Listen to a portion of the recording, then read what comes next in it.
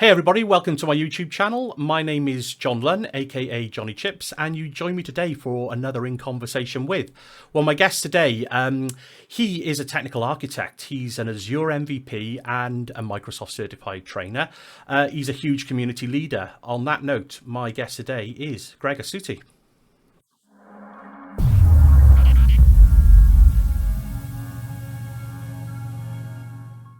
There we go. Hi Gregor, how you doing? Thanks for joining me. Yeah, I'm good, thanks. Thanks for having me on. How are you? Yeah, very well. I'm doing good. I think it's the obligatory. We've got to talk about how many takes it takes me to do that introduction. Every guest I have, I think that should be the running joke. Hashtag 17 takes. For every. No, honestly, Gregor, thanks so much for agreeing to come and have a chat with me tonight. I mean, if anybody in the community that I wanted to get on the show to have a chat with, it would have been yourself. I think, you blush now, but I probably do you a disservice. But in your own right, you're a huge sort of community leader in the Azure space at the moment, and certainly somebody that I follow on the socials and the activities that you're up to. But I mean, I'll stop throwing accolades at you. I mean, for those people that might not know you out in the community space, do you want to just give yourself a quick introduction and let the guys know what you're up to and what you do? Yeah, so my name's Gregor Suttie. I live in just east of Glasgow in Scotland. So as Johnny said, I am an Azure Architect for a company called Intercept in the Netherlands. I joined them about just 5 months ago, so September last year. So day to day, I get to basically design, implement, and kind of talk to customers for Azure solutions. So we're an Azure-only company. We work with independent software vendors, so ISVs. So it's basically just software companies, and we help them either move into the cloud, design their cloud infrastructure and services and support, and kind of do all that for them. So my main background is I've been a developer all my career. So I've been all the way back to Com+ and VB6. And then I moved into ASP and then ASP.NET and basically C# all my time. I've also done a bit of SQL Server, quite a lot of DevOps, Azure DevOps, all that kind of good stuff. Yeah, cool. Yeah, now it's pretty much focused solely on Azure, which is great because that's what I've always wanted to do. And I'm now an Azure Architect, which is even better. No, that's awesome, Gregor. I think, obviously we're just having a chat off camera there before we hit record. And I think it's interesting at the moment. I mean, you just described, that this journey from coming from a development background, working in that kind of world for a number of years and working your way through to this architect's position now. So, I mean, do you get a chance in your day job now to kind of flex those developer muscles, or, how do you see that kind of skill set that you've kind of learned over the last few years? How does that play out for you now in an architect's position?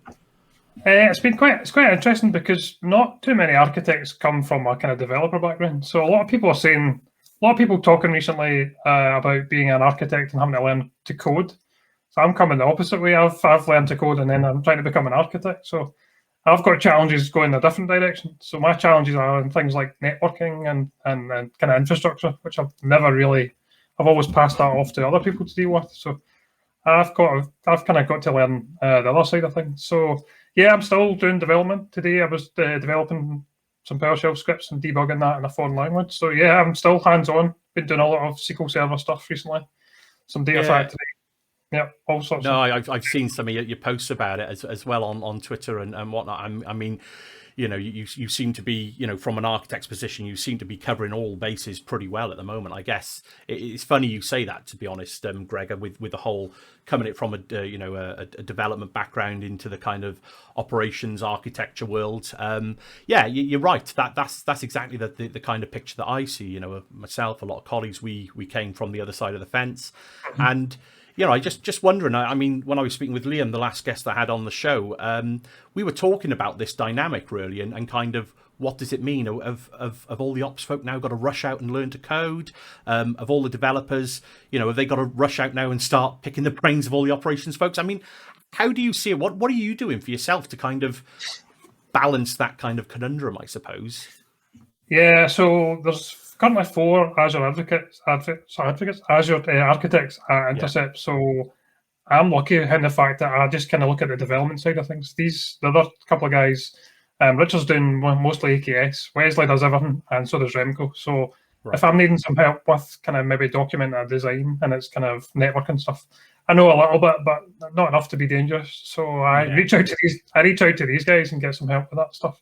And consequently, they do the same. If there's any kind of database stuff or development type questions, DevOps questions, they come to me. So I'm quite lucky that we have a very good team of architects at Intercept, and we kind of cover pretty much most of the bases. So I'm lucky that way. But as you were saying, yeah, for me, I need to kind of learn networking better. That's the one area I'm pretty weak in. So obviously, as an architect, I need to know networking. So I need to spend time with that. But I'm currently kind of engaged in more data warehouse. I'm starting to do some AI stuff as well. So I need to kind of dip my toes into that a bit more. So I'm a kind of, what is it they say? You're not an expert in anything. I'm a kind of jack of all trades. Yeah, I'm a bit like that. I know a wee bit about a lot of things, but probably DevOps is the one thing I know most about.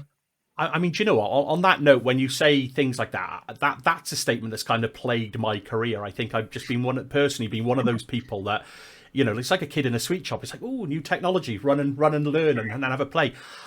Personally, my own opinion is, from an architect position, that's kind of what you need to be doing. It's my kind of own opinion. Is getting that broad view of, I mean, let's face it, Azure is such a huge platform. Clearly, there's not one person going to know deep dive on one thing, let alone the breadth that Azure covers. So, yeah, I mean, it's interesting that you say, because, I mean, we'll probably come on to it in a second, but kind of that keeping up with that pace of change again, isn't it? And how do you select which bit that you want to look at first? I mean, what's your method, Gregor? Do you kind of look at it on a case-by-case basis when you're working with a particular customer? Do you think, oh, they want something new, so I'll run at that? Or have you got a planned, this is an area I want to be? How do you kind of manage that for yourself? When I first started, I had some planned areas that I was very weak in, like networking. And I thought I'll go and kind of look at that. But since I've started and getting really working with customers, I kind of had to do what you just suggested there. When a customer asks about AI, I have to go and kind of dip into that area.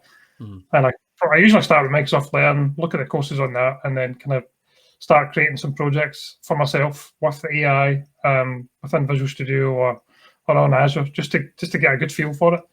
But yeah, it's difficult. So I'm actually doing a talk at Scottish Summit, small plug there, on what it takes to be an Azure architect, and I'm covering all of this. So what I think it takes to be an architect.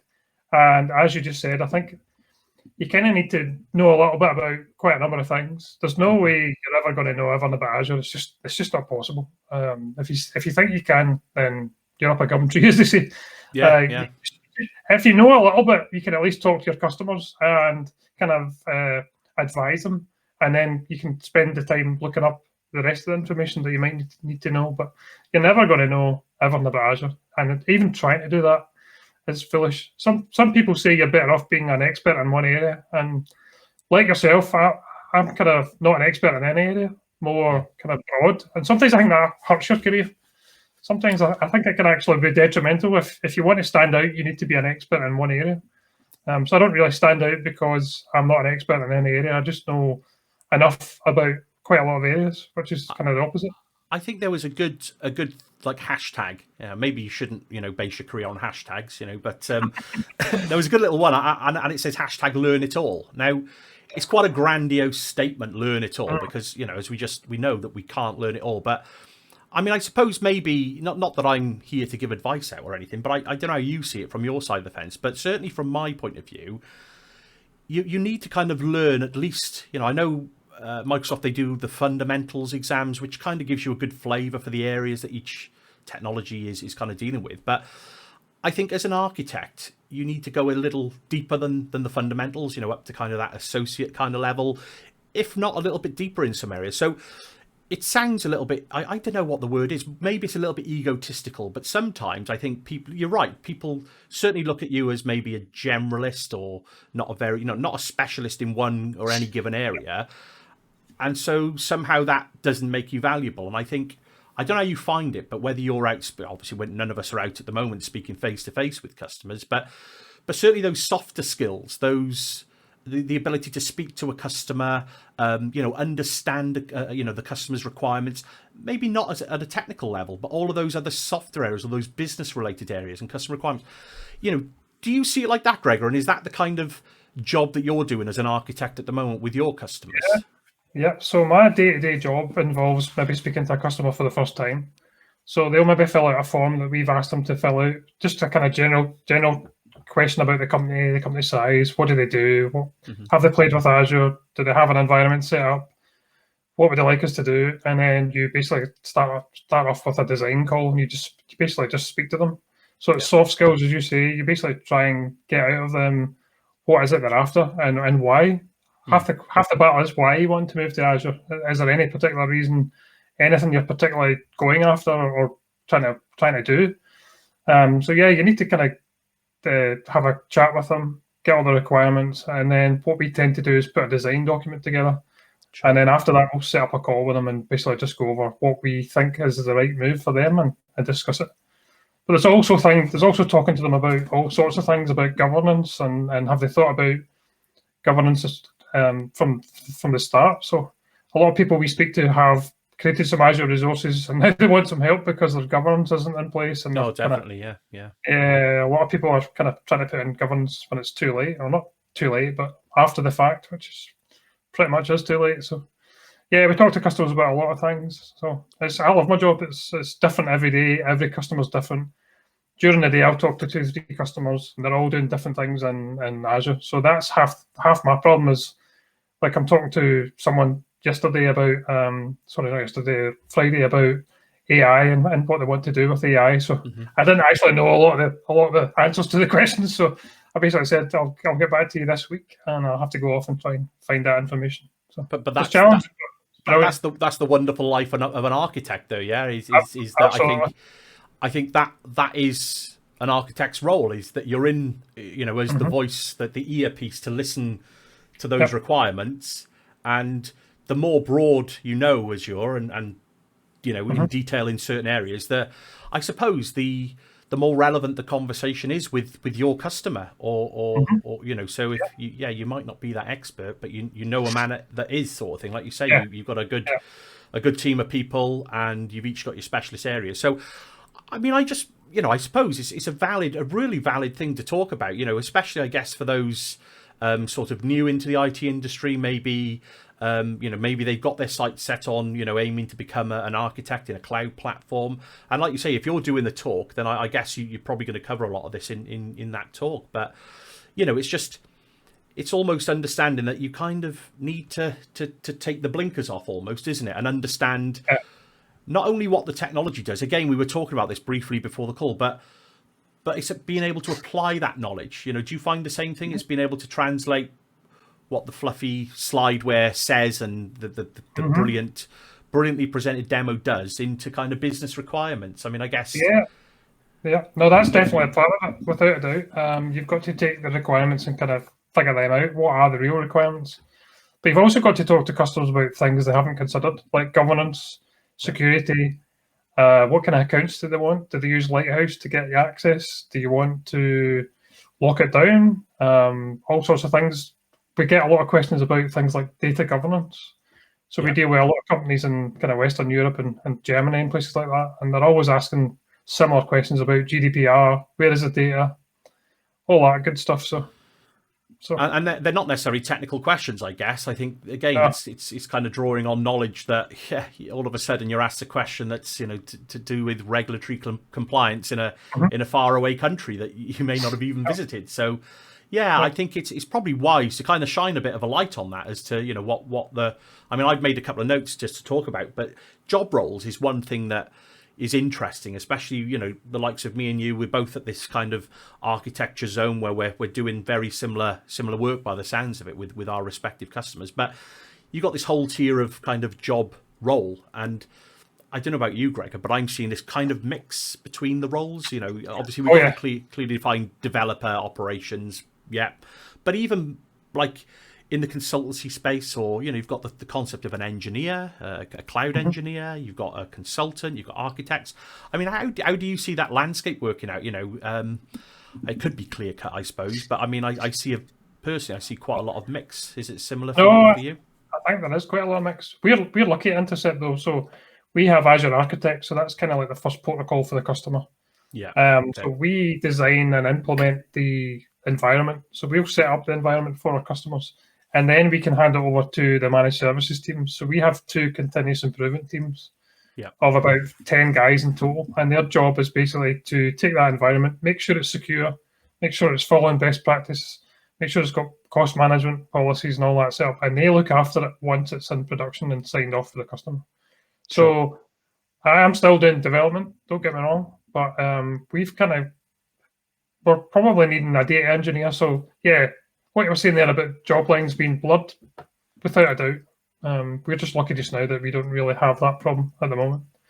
I think it's just an interesting thing that, the speed of change, we talk about the speed of change, how much we've all got to learn to stay on top of what we think our jobs are at the moment. And I think the reality is, I know traditionally as a consultant or an architect, you would go out to a customer or have a customer meeting, and you would be seen as you are the font of all knowledge with the experience and the technical ability. And I think just putting it out there, that isn't so much the case now. I think it's more about you are definitely obviously an expert with good experience to be doing that role that you're doing, but it's the soft skills, the dealing with customers, the extracting the requirements in a way that you can apply what certain technologies can do. But then it's that whole thing then. You've got commercials to deal with, you've got the actual project management teams. It's such a wide bag of skills to have, completely outside of the technical ability, I suppose. But I've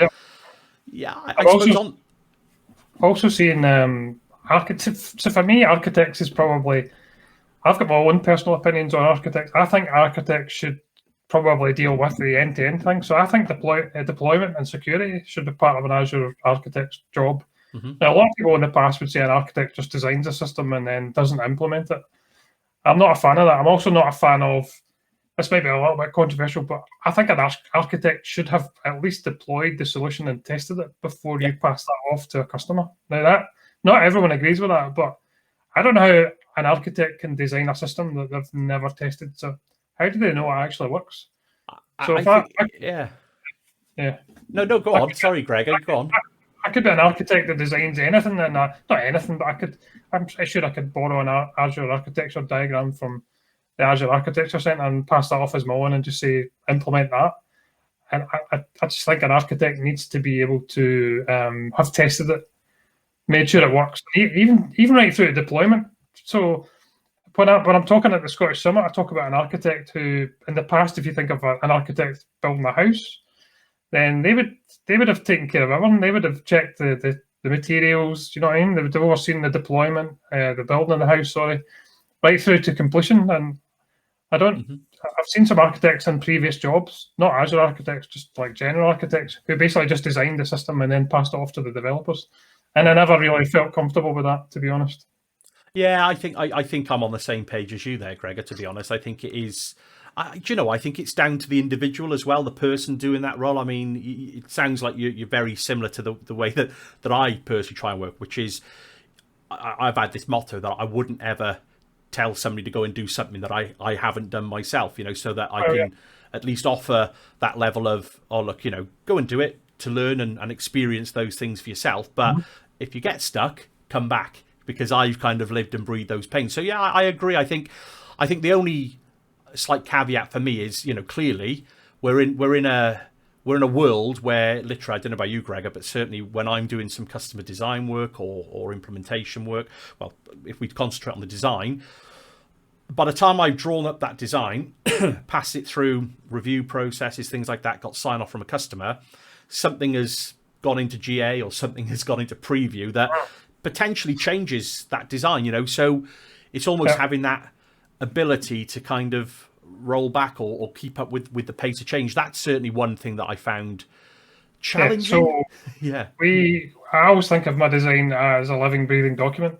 Very rarely will I design something up front, and when it goes to production, it matches the design document. That just doesn't happen. As you said, things come out and things change. So yeah, I always go back to the document and kind of make sure once it's deployed to production and in use, you go back and update the documentation with the actual initial design and now the current design, because it will change without doubt. And I guess you're right. And I guess the reason I think, I thought I'd mention that is that certainly, there are customers I speak with that part of their own internal processes is that they kind of still operate in this, kind of waterfall methodology where they expect a design, we're going to sign off on that design, and we're going to implement it. So I think it's a relevant thing to point out that, yeah, I completely agree. Things should be a work in progress, a living document, like you say there, where when we come to actually deploy that, there may be a slightly different way of doing it. I mean, is that generally how you see things with customers at the moment? Yeah, totally. I mean, we never really specify how we're going to deploy it. We actually deploy it ourselves most of the time. So we don't say like we're going to use ARM templates or we're going to use what we normally do is PowerShell with some AZ CLI. So we don't really care how it gets deployed as long as it's in source control and it's repeatable and it's documented so that anyone can pick it up, because that's another huge thing that I think an architect should help with. I guess it depends on where you work, but where we work, I always think that we should, when we're passed it over to the continuous improvement teams, that we have it all documented. And so I always think, if I get hit by a bus tomorrow, would somebody be able to look at what I've done and pick it up?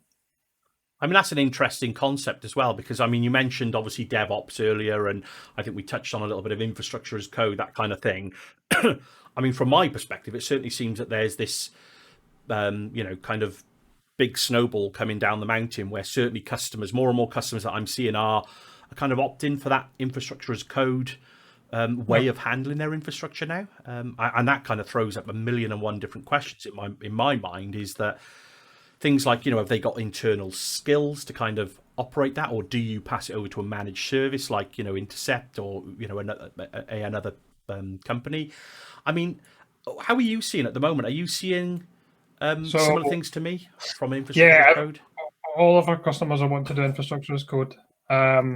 We actually still see customers coming to us who want to move to Azure, for example, and they're deploying manually. So what I always tend to do is, I'm not a massive fan of taking a project off of a customer and then implementing it. I always want to sit with them and show them, especially when it's the DevOps pipeline. So what we tend to do is we try and get our customers on board with moving into Azure DevOps and setting all the pipelines up. And I like doing that with the customer so that they can see how easy it is, how to implement it, where the scripts are, and how to go about it. I'm not a fan of deploying something and then just leaving it. That's not how we kind of operate. We always like to kind of show how we've done it. I think that's a valid point as well, because I think gone are the days where you call a consultant or an architect in, they do a design, you approve it, they come back, they install it, and it sits running in your data center, and you call some guy, support guy when you have a problem. I think that's a very real situation now, isn't it? Where I think cloud has enabled this agile way of working, this quick change kind of way of working. I think, I guess the reason for me bringing this up as a point of conversation is I'm seeing a lot of businesses that are kind of still, transitioning across from that kind of I call it legacy. It's not absolutely not a legacy way of working, but a different way of working that, why would you want to go to this DevOps? And again, I had a chat with other guests about this, the same kind of subject area, is that what are the benefits? And, how do you see it from your point of view? Do you feel it's something that absolutely customers should be doing? Is it based on a customer's requirements? How do you play that with customers, Gregor? So it depends. Well, it doesn't really depend on the customer, but we're always going to use infrastructure as code no matter what. We have customers who aren't using it, and we always kind of do the design with infrastructure as code in place. Now, the main reason for that is we just want it repeatable. We want it to be able to be fast. We want the code and source control, and we want to be able to document it so that anyone could run it. That's the kind of main reason. Yeah, and a lot of customers, after I've tried it, they kind of get stuck on it, or they've still got a lot of manual steps. So one or two customers we've got have tried Azure DevOps, and they've got some pipelines built, and they've got the code and source control, but they've still got some manual steps to actually approve steps in the process. And we always try and help automate all of that. So that's kind of what we even do. I mean, there's no hiding from it. If for any business that's looking to go down this path, if they've not already sort of invested in their own people, we're assuming they're a company that have gotten their own internal IT and systems departments and help desks. If they've not invested in those people to kind of upskill, do you see that as a problem, or do you see that as something that can be fixed? I mean, is that part of your conversation, I suppose? Yeah, it's part of the conversation. So I always ask the customers, can you bring a developer into the conversation, or the DevOps person if you've got any? And I always ask them, are you doing infrastructure as code? And then I always ask to kind of get a wee bit of an insight into how are you doing it. Do you need some help with it? So it's all about upskilling for me. I detest seeing people do implementations and then leaving the company with, here's your Azure environment, catch you later. That's not how we do it. I've also got obviously the continuous improvement, but even before that, I want to make sure that the end customer who's set up their DevOps pipeline, either they set it up or we help them set it up so that we take them through it. Yeah, I think that's key. And it's definitely a partnership, isn't it? If you've got a customer, or if you're watching this video and you are, an IT pro in a business that's maybe starting out on this cloud journey, it's just realizing it's not all necessarily just about the technology. Clearly there's lots of other things that need to be discussed. And I've spoken with you on Twitter about things like Cloud Adoption Framework, and I've certainly given a presentation or two. But Microsoft have got that kind of Cloud Adoption Framework package, haven't they, on their website? That it's a really good set of resources to kind of help navigate through this journey. So I mean, on that note, Gregor, I mean, we've spoken quite a lot about how do we do in our jobs. We both happen to be Azure architects. How we keep up to date with skills and the broadness of it. I mean, like I said, I've been following you for a little while, not in a stalkerish way, but on the socials. Some might say that is stalking, but I don't know. Sorry, officer. But yeah, you've done a significant amount of exams over a relatively short period of time, Gregor, haven't you? I mean, do you want to talk to us a little bit about motivations? What you get out of examinations and certifications? Yeah. So about 3 and a bit years ago, I was working for JP Morgan in Glasgow as a developer, doing a 2-week sprint. I call it a feature factory. So working on the same 2-week sprint every week. Working on one project. It was a monolithic web app, used mission critical and used by 280,000 people. So it wasn't a small app, but yeah, got fed up with it. Internally, everyone was building it. They were building their own cloud. I had a look at it, wasn't really interesting, decided to get into cloud. So being a Microsoft guy, Microsoft background my entire life, I thought I'll have a look at Azure. Had a quick look at AWS, didn't really understand what was going on. So got into Azure. Started trying to learn Azure, like most people do from scratch. Where do you start? Such a big topic. So I thought I'll maybe tackle some exams. So that's kind of how I got started with exams.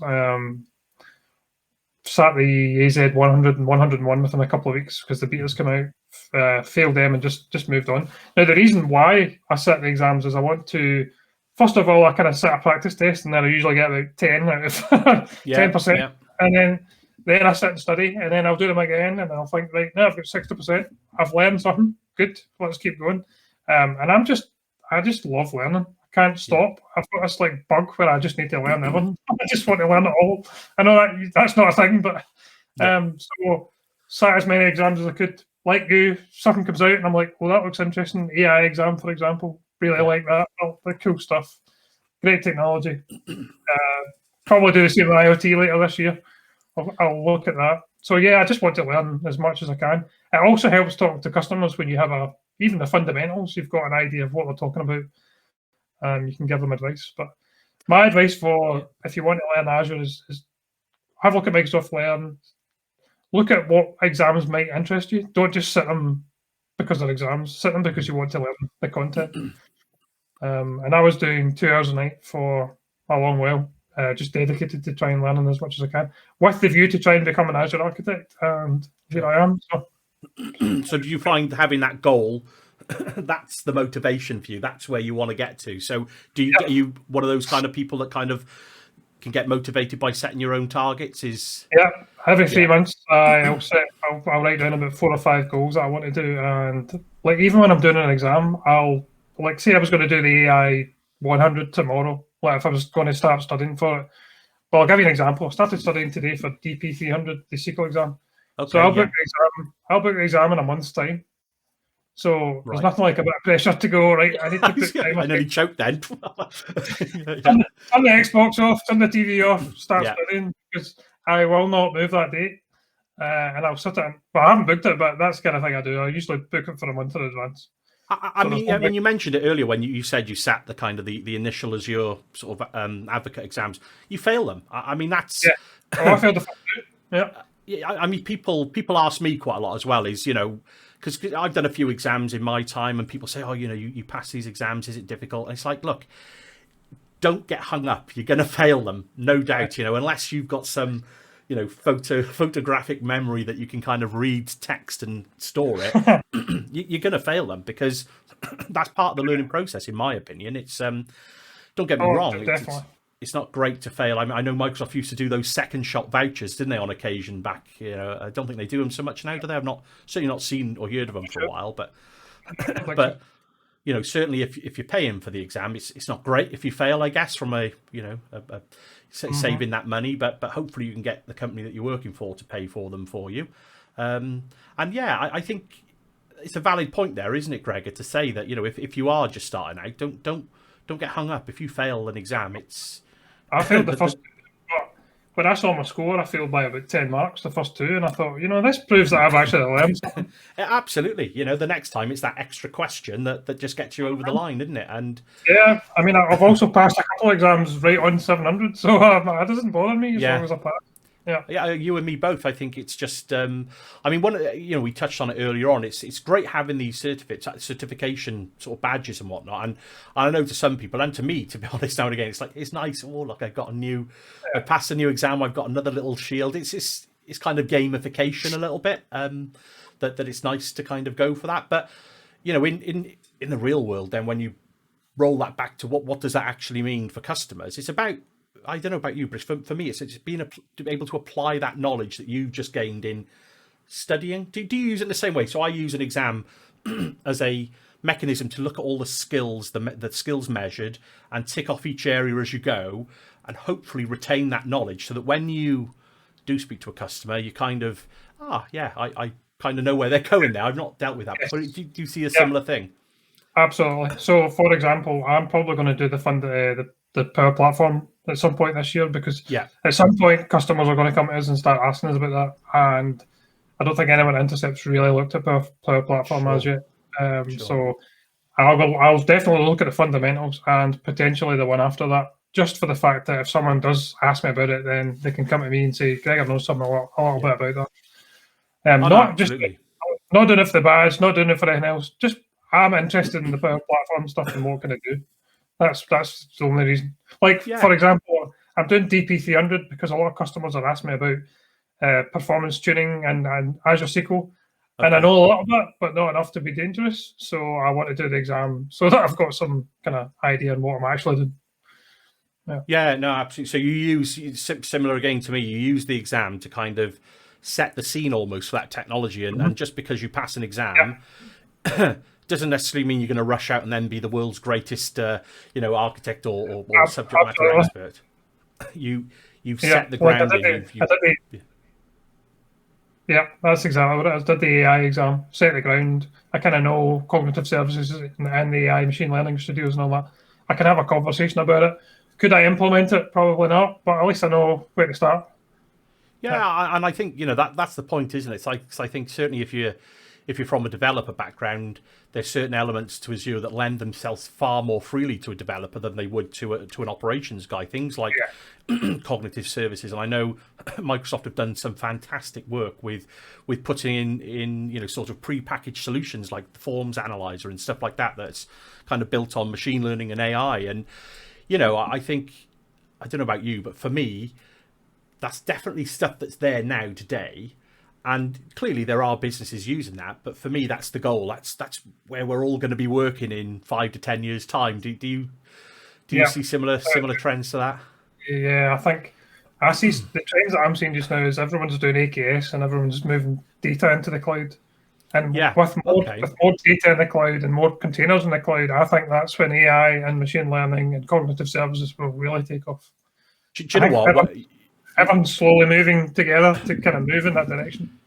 Yeah. Do you know what? I probably am seeing the same thing with it. You mentioned AKS and containers and whatnot. In fact, you're working with Richard Hooper at the minute, aren't you? You're putting together like a bit of a community focused. I mean, what's it called? Talk to us about that, Greg, and let us know what you're up to there. Yes. So I spoke to Richard, and he's an AKS guy. He's been doing AKS for the last 2 years, pretty much not just AKS. That sounds bad, but he's been doing AKS predominantly. And in it, we're actually seeing probably 2 out of every 3 customers is doing AKS. Wow. Okay. Right. Okay. So we're building a big internal AKS kind of landing zone type managed service thing, and he's been really busy doing that. So he's flat out with AKS stuff, and I can just see the AKS is kind of everyone's going towards that slowly, well, not even slowly, pretty rapidly. Yeah. In fact, I don't really know AKS. I purposely ignored it for a wee while because when I look at it, I just think doesn't really work. It's not exciting at all compared to AI. It's more knowledge. I always look at a new technology, Gregor, and think, if I learn that, what's going to fall out the other side? Some part of my knowledge, I'll come on one day and forget my kids' names, I'm sure. But well, I have the worst memory in the world, and Richard can attest to that. So I have a lot falls out of the side when I'm learning something new. Let me tell you. You and me both. Yeah, I know it. I actually think if I passed an exam on the Monday and you asked me again on the Wednesday, I'd be like, half the score. I just see me pass it, and it's like it's gone. I mean, but that's the thing, though, isn't it? So, I mean, I think there aren't any specific exams out yet, are there, for AKS predominantly? They kind of fall into the architecture and technologies exams, don't they? I think at the moment. So yeah, they might be coming. Yeah. You're focused pretty heavily on AKS then at the moment. So yeah, you're putting a series together, aren't you, with Richard at the moment? So I know next to nothing about AKS, and I thought to myself, I can't be the only person who knows nothing. So I said to him, why don't you teach me, and why don't we do it as a... So this comes back to my bugbear in online learning. There's not too many projects get put together. So the plan here is to try and teach people and teach me AKS from the very, very beginning. So you have absolutely no knowledge of what AKS is, even what does AKS stand for. And we're just going to record a video probably once a week and try and cover as much of it as we can. So he teaches me and I get to ask all the stupid questions. So to begin with, we've covered off what is AKS, what is Kubernetes. In fact, we start off with what is Kubernetes, then it's what is AKS.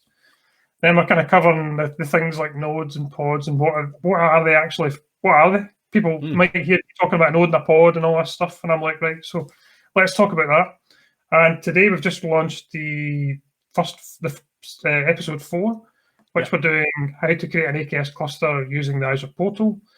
Then we'll move on and cover things like how to do it in the AZ CLI, PowerShell, and then we'll dive into sort of lots of content. I reckon this will go on for a long time. Like we'll be probably up to 100 by the end of do you know, Gregor, I've caught obviously the first couple of episodes, and I really, they're a great format because you're keeping them relatively concise, like digestible, so they're not hour long. Well, I don't know what the number 4 is. I've not had a chance to watch it yet, but they're not sort of hour monolith kind of techie things. And it's 2 guys, like you just said, speaking about a technology that, one guy is the expert, the other guy is the guy that wants to know. And it's almost like you're eavesdropping just on a conversation with somebody trying to get some training. It's a great format, So the one bugbear I have with online training is I would really like to see advocates or developers or whoever from Microsoft stand up on a whiteboard and basically, I've seen some whiteboard videos with Brendan Burns where he's actually drawing stuff and talking about why this connects to that. And this is what I'm trying to get at. You kind of want to ask questions and explain why. Not just like learn small snippets from Microsoft Learn. I want to see a project being built bit by bit from the ground up and cover governance, cover all the stuff that everyone talks about in these little snippet videos, but like build a project. So I'd really like to see the community build projects online. Have the code in GitHub, write blog posts to cover step 1 right the way through to step 100. Talk about considerations like cost, governance, why are you choosing this service over that service? What's the benefits? What's the pros and the cons? Cover everything. We're all kind of doing that for customers. And there is documents like that in the Azure Architecture Center, but they're kind of Word documents with Visio diagrams in them which don't really cut the mustard. And for me, I would really like to see someone build a project. So we're kind of building an AKS. We're actually going to take a web app and stick it in AKS. Yeah. Just something simple. Just like take a .NET web app, put it into an AKS. We'll Dockerize it first. We'll talk about how to do that. We'll put it into containers, and then we'll put it in AKS, and then we'll go from there. We'll make it much more complicated, but we just want to cover why we're doing it, what we're doing it, what's the benefits, what's the drawbacks, how much does it cost, which is very important. Every customer you probably speak to goes, why are you doing that? Why does it cost so much? Definitely, yeah. So just trying to cover all that, basically. And I think the AKS is huge, so that's what we went for. I mean, it's really good sort of insights on that front, Gregor, because I think you're right. This whole learn something, how do you then apply it? We're back to that kind of conversation, aren't we? And I think, I suppose I wouldn't like to be on that forum where you're debating why, because certainly I know that a lot of conversations I have is, why are you choosing that way over this way? And it's like, no reason. You could do it that way if you want, sometimes. So I guess sometimes it's difficult, but no, I completely get the concept in that it's not just about learning something for an exam, watching a nice, brilliantly well presented presentation. I always think of looking at those well documented demos as, look, this is almost like Bully's special prize back in the day with Bullseye. This is how it should look. This is what you could do with it. And then you take that to the real world, and customers have got legacy this, they got that application there, they got this problem that kind of breaks that utopian dream of how it should work. So yeah, I completely agree with you, that concept of building that end-to-end project. And like you say, you're working with Richard at the moment, and yeah, so far so good. I mean, the AKS videos, personally, I've done very small amounts, just kind of scratch that surface with AKS to get the initial, the container discovery work and what is AKS and Kubernetes. So for me personally, I'm definitely following that. Where can we find that series, Gregor? Is it on the? Yeah, I don't know if you can see my screen. Yeah, one sec. I'll just stick you over. There we go. So if you can see my screen, we've just basically got a Cloud Family YouTube channel, and we've just got basically the videos. So we've got 1, 2, 3, 4 videos at the moment. So yeah, so it's called AKS Zero to Hero. The idea being that I'm the zero, Richard's the hero.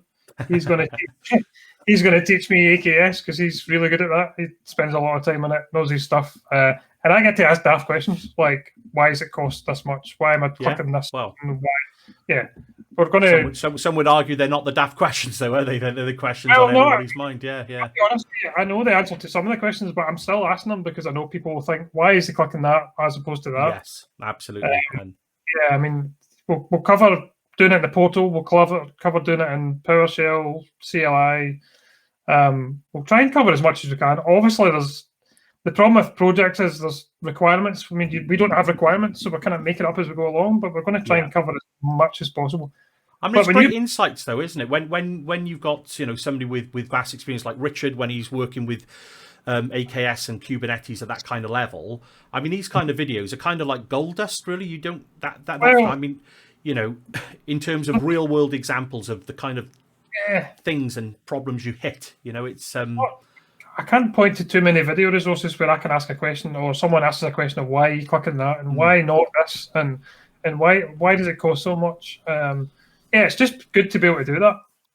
I mean, that's a valid point, though, Greg, because, I mean, looking at that, I mean, we'll put a link to the Cloud Family YouTube and the Cloud Family website below, or I'll put it on a blog post so people can get access. Anything we talk about now throughout, I'll get a big list of URLs, and we'll put them all below anyway. But on that point, Gregor, about the Cloud Family, I did a quick tweet the other night, only because, exactly like you said there, when I think one of the things I've noticed in being a little bit more community focused, reaching out into Twitter world. I know we're all virtual at the moment, but I think it's fair to say I gained what I hope is a nice, good friendship with the likes of yourself, Gregor, and various other people across the community.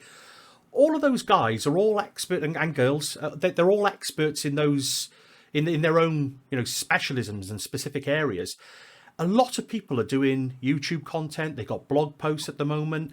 And I think I just put a tweet out saying, look, anybody that I'm kind of friends with on here or is following me, do me a favor, list your YouTube URL. I want to subscribe to you and follow you, because I don't do that for any other reason, but it's that thirst for kind of knowledge, and who better to get that knowledge off than people who are out there living and breathing this technology on a daily basis. So I know, I mean, when I did that and I noticed, I thought, right, okay, this URL, this list of YouTubes is going to fritter away in the history of my Twitter at some stage. And it dawned on me, you know, something I signed up for with the cloudfamily.info website, which is an initiative, I think, is it just you and Richard set that up originally, or is it a wider team? No, it's just me. So I think I pointed a few people. I said, look, to be honest, if this is good, go and put it up on this cloudfamily.info website, because I've you know, I must admit I've not gone to that website too often. I think I signed myself up with my blog, but I thought, okay, and actually you guys have already tried to do this for the community, kind of bring all this together. So I mean, is there anything else you want to add around the Cloud Family? And can I share my screen again? Yeah. I'll put you back over. So just that very reason for what you said, people share a lot of good stuff and it disappears on Twitter and you never see it again. And then you think, oh, what was that link? What was that person's blog?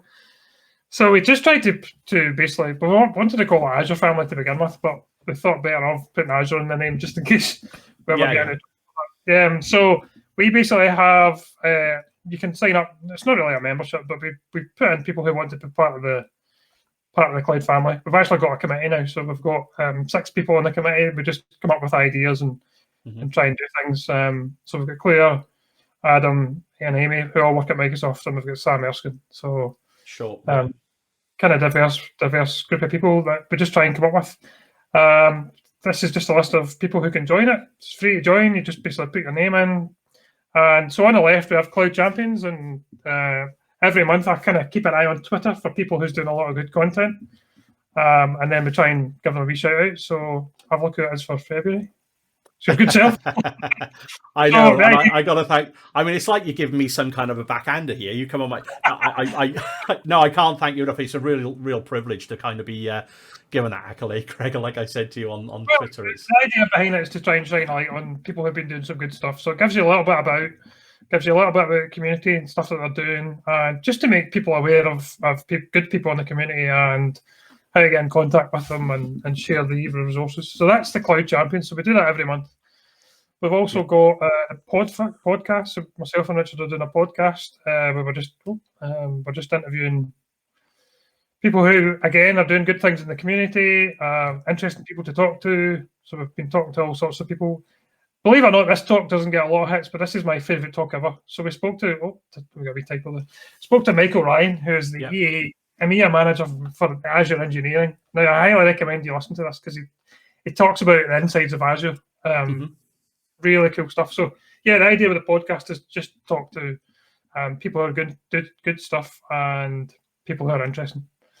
We've also got some study guides. Oh, sorry. Yeah. No, I was going to say, Gregor, and this isn't, obviously you've got, I think I can't stress this enough. I think to try and relate to what this kind of content means to me is that it's almost like some people talk about the power of community, and if you're not kind of partaking in that way of working, putting a little bit back, doing a blog article, maybe doing a little bit of a YouTube video, or kind of partaking in Twitter, something real straightforward and simple. I don't think you understand what it means. But for me, before I embarked on this little journey of what I'm doing now, these videos and speaking to brilliant people across the community, my source of knowledge outside of official training courses, this was before Microsoft invested massively in MS Learn and have really built that platform up brilliantly well. If you didn't have access to CB Nuggets or something like that, it would be, Channel 9 videos from Microsoft. It would be scrolling back through the old sort of tech ed video sessions or Ignite video sessions and finding the content. But they were kind of like the only real source of knowledge. Now, I mean, what you guys are trying to do here with this site is all us community folk, like myself, I'm doing what I can, little bits and pieces, these videos. But, there's just too many people to count, that I've got in contact with. If we all kind of push towards a centre, I know there's lots of other people doing this kind of thing, but certainly for the Cloud family as we know it now, there's a fairly large collective of people kind of follow this scene, so to speak. but the content is brilliant. The content, honestly, and I don't just say this in a cliche manner, but I watch a hell of a lot of the content that others put out back into the community, and you're not going to get it anywhere else. I know you can Google search and you can YouTube, but just to echo what you're saying there, Gregor, the fact that you can kind of come have a browse, find somebody's blog. I don't know if you've got a search facility on there. There's a search facility on there. Yeah, I've never actually tried it. Believe it or not. There we go. We'll do an issue log now on the GitHub. But there we go. It does work. Yeah. No, so, but yeah, I mean, go on. You were talking us through what else is on there, because it's.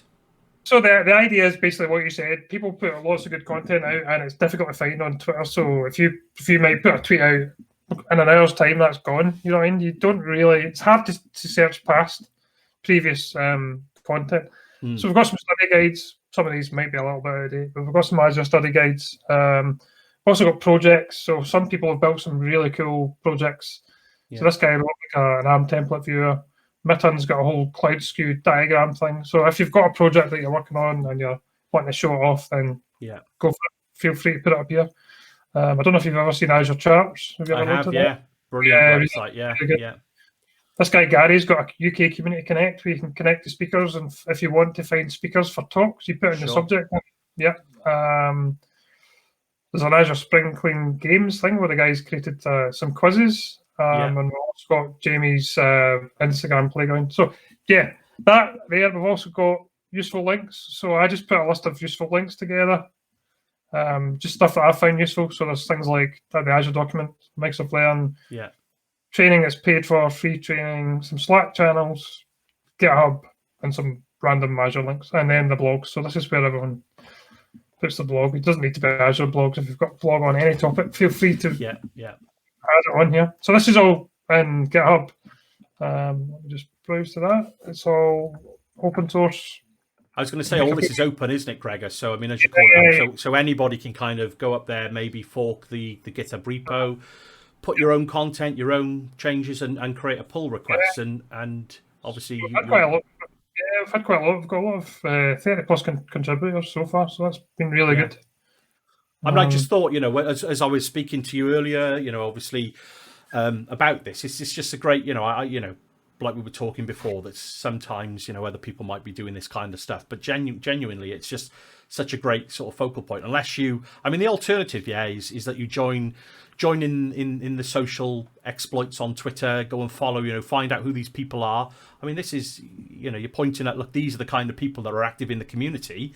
If you're new to the scene in terms of cloud or Azure, you might want to go and follow some of these people and just tuck into what they're saying. And I like to say that the content out there is fantastic, and and it's all free. At the end of the day, you're not having to go anywhere to kind of learn this. Just what I tend to do is stick a video on of something, half an hour, watch it whilst I'm whatever, just having a bit of tea or something. It's So that was the idea behind it.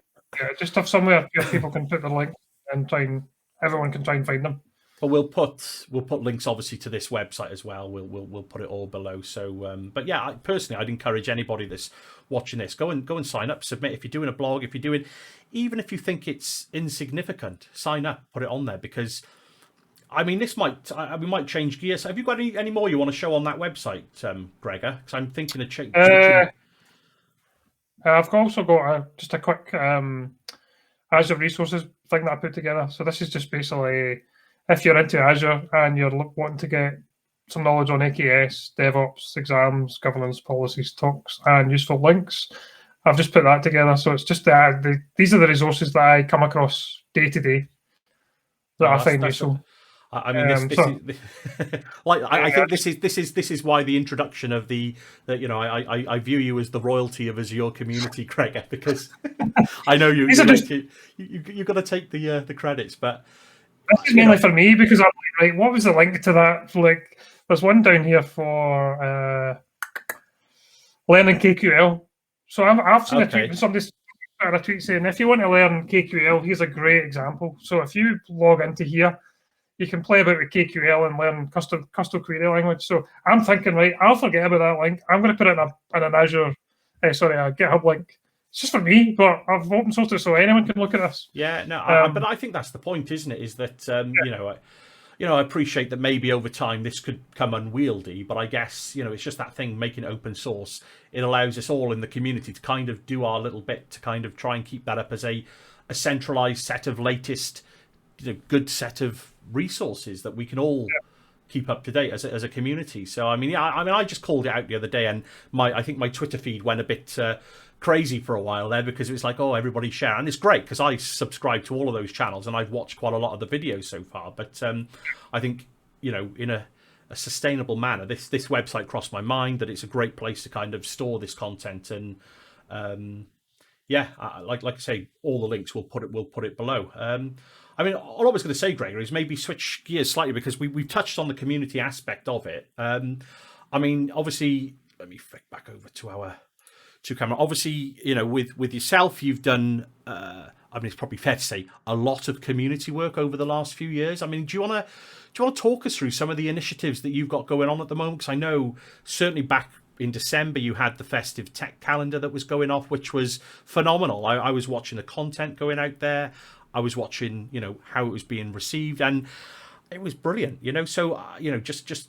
Do you want to talk us through that, what that was like to be a part of, and the challenges you had with that, or the positives that came out of it? That'd be great to hear. So a couple of years ago, I said to Richard, it'd be good to do something in December, because that's some fun. So at the end of the year, everyone's been at conferences.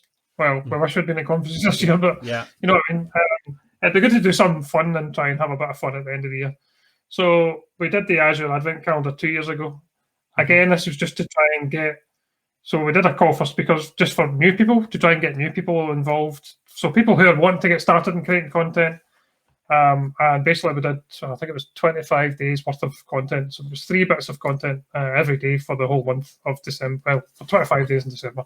Yeah. And then we spoke to, we had some Cloud Family Committee calls, and we decided to change it up a little bit, because we didn't want it to just be Azure, but we wanted to try and open it up to the PowerShell communities, SQL communities, and everyone else. So we changed the name from the Azure Advent Calendar to the Festive Tech Calendar, and went for a whole month of content and try and do 3 pieces of content every day. And this time we tried to do more than just videos and blogs. So previously it was video and blogs. This year it was video, blogs, Twitch channels, hackathons, and kind of soft skills type stuff. Sure. Yeah. Just to try and get more people involved and get more content that people would enjoy. So yeah, we set that up. We did a call for speakers thing. I kind of did a blog post on how to use Sessionize and a wee video. So we use Sessionize to set it all up, which is really good. If you've never looked at Sessionize, I highly recommend it, because you can make use of APIs and get a list. You can get a speaker wall, all the speakers taking part and stuff like that. So the 3 people on the committee from Microsoft, Adam, Amy, and Claire, all helped us. So Microsoft put some money behind it to sponsor it, which was really kind of them. They did fancy wee videos. They managed to get some company to do that for us, which is brilliant. And we did 97 bits of content throughout December. It is a lot of work. Did it go well? I think it went all right. It's tricky trying to get all that content in December, because everyone's really snowed under and busy. I'm sure, yeah. So, I mean, from what I saw, I think the view that I had from my side of the socials is that I couldn't watch it all. It was just loads. But the point is, you've got it all recorded somewhere. Have you? You've got it all. Yeah. So it's all still available, and I take it the website's still up, that people can see what the content is and search on it. And again, we'll put a link to it, because it just goes to show that, with people like yourself, Gregor, you're active in the community, drawing all this together. I appreciate it's not just yourself. There's a team of you guys looking after this kind of stuff, but you kind of bringing all this together and showing it not just for any other benefit, but just for people that want to learn this stuff. But where do we turn to? Story. You'll know Shabazz. So Shabazz's first ever bit of content was, I think it was either Azure Spring Clean, which I'll give a shout out to, which is coming up shortly, or it was the Advent Calendar. So he'd never done any content before. So he reached out and said, I'd really like to take part. And now look at where he's got to. So he's got his own YouTube channel, his blog, he's got everything going on. So, and he just got a massive buzz from creating a bit of content and someone shining a wee bit of a light on him. So that was brilliant. I mean, Shabazz is fantastic, and he's another great community advocate. I think I follow Shabazz, and if you're not, I will stick a link to Shabazz's. I think he's I Am IT Geek, I think is his YouTube URL, but it's just. It sounds cliched. I think there's a certain level of cynicism within technical people generally. Don't you find, Gregor, that there's a certain amount of, oh yeah, this thing, but honestly, it's just since I've kind of turned to the community, and again, it sounds cliched. It sounds like I'm making this up, but genuinely, if you think you're a seasoned IT pro, brilliant, and if you're not an active part of the community, I would hugely advocate turn around, look at the community, just give a little bit back, because personally, I always think, well, I've not given a great deal back. We like yourself, Greggy, you might be a little bit modest about what you do, but just that element of, giving a little bit back, all of a sudden, what you get, I don't know about you, Gregor, but what you get back from the community is kind of tenfold. It's kind of so rewarding, isn't it? I worked for a very good manager a couple of jobs ago, and he always said, pay your dues and pay your respect, and always think of the guy coming behind you. I shouldn't say guy. Always think of the person coming behind you. Yeah. And do what you can to help them. So he was going on about documentation and doing all the kind of dev stuff, but I always think it's good. It's a good thing to do to try and help the people coming behind. So me being able to help Shaz, just get some limelight. He got a huge buzz out of it, and he's like, I'm going to do this, and he's loving creating content now. So that's brilliant. So kudos to him. And I think, to be honest, Gregor, there's probably a lot more people you've undoubtedly helped over the time as well. I mean, like I say, I think I reached out to you, probably back June, July time last year. We had a little bit of a chat because, again, for the same reasons as you've just described there. It's, I suppose to some people it can be quite a scary thing to kind of turn to the community. When I put content out, am I going to be judged somehow? Am I going to be told, oh, that's wrong? And it's not like that at all, is it? I mean, how do you find it? It's not like that at all. So people are always scared about doing videos and stuff like that. Even for the Advent Calendar 2 years ago, there was a lot of people going, I'd really like to take part, but I don't really know what to do and how to go about it. So people might not even have used Camtasia before, not even got a blog. Not got a blog. So you just try and do your best to help them. The whole point of the Advent Calendar was to try and find these people and help them. That's the only reason why we did it, to just try and help people create content. So that's kind of why we started it. No, and I think what you take away. I think didn't it go up on the Microsoft Learn TV as well? I think the initial opening Izzy did the keynote for it, didn't she? And that got viewed by a silly amount, didn't it? That 1 million people. It's amazing, isn't it? I mean, this all comes from people like us. I don't want to put myself in that bracket, but just the normal everyday guy or girl that's working in the IT industry, that rather than just being focused on your work internally, which of course we've all got to do to pay the bills, and it helps, like you say, having good management and people understand, but just turn the focus a little bit to the outside. And I can obviously only speak for myself, but the amount of new like virtual friends that I've made now over Twitter and LinkedIn, and kind of like you say, it's phenomenal. And to be honest, I can't wait to get back to the face to come and meet you all properly and have a beer and a bit of a laugh about it all. But I mean, I want to. There's so much. I know where we've gone over the hour mark, Gregor, but if you've got the time, because I know there's certainly a lot more that you've done on the community side. So. You help organise the Glasgow Azure user group, which I think. Well, everyone, I do, but I don't really. Sarah, to be fair, Sarah does 99.9% of it, and I just help out when she needs me. So I'm not going to take any. I'm not going to take any kudos for that, to be honest. And that's Sarah Lean. That's Sarah Lean, isn't it? So Sarah Lean, I mean, so, but I think, to be honest, I think that was probably because I remember speaking with Sarah when I first started off with the Welsh Azure user group, and again, that's another part. I think community. If you're scared or worried about reaching out to something, or doing a blog post or a video, look around for a local user group. And I guess by local, I regularly, when I can, join the Glasgow user group now, because we're all virtual, and I know it's the other way around. But there's a great deal of user groups out there, isn't there? For people to kind of hook into. I think there's actually a map somewhere. There's a map of the user groups as well. So there's like map of the world, actually, not even just the UK.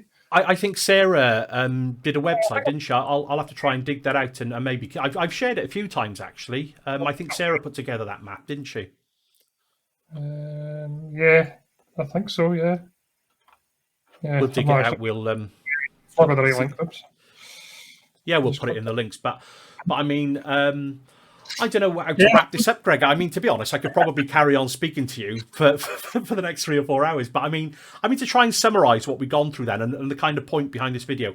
If you've managed to get to the hour, I know sometimes these videos don't get a lot of airtime, but personally, like you say there, with podcasts, if you can afford the time and you just watch a few of these videos, I think some of the insights and the tips that you get from people are, you know, you're not going to get from anywhere else unless you kind of live and breathe that world yourself. So, I mean, you know, in summary, what have we gone through tonight, Gregor? We've talked about what it means to be an Azure architect, what you think it is from a dev perspective and from an operations perspective.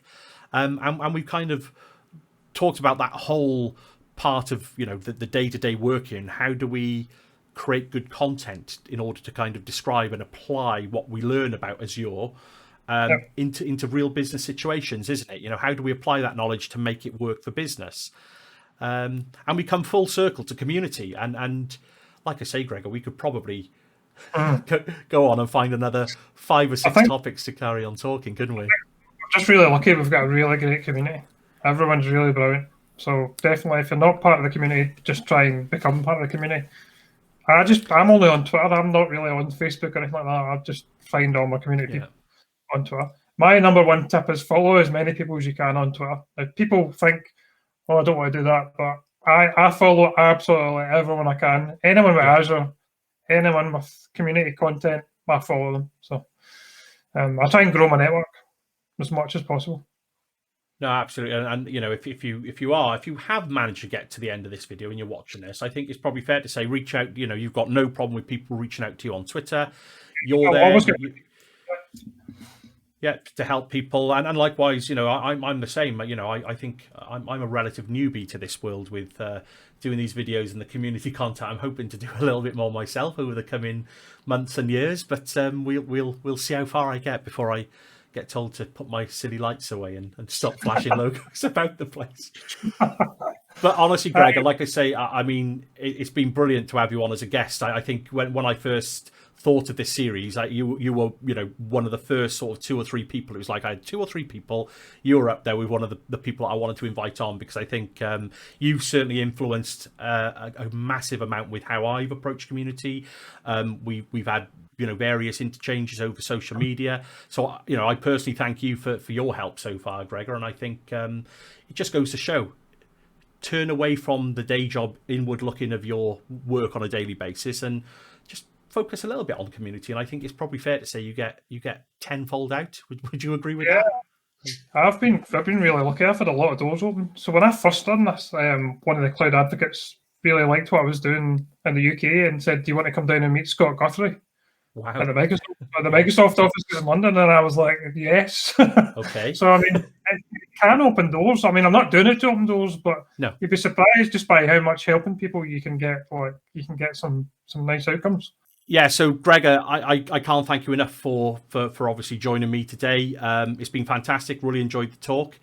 Can't wait to see what else you got coming for the community. But on that note, thanks so much for joining me, Gregor.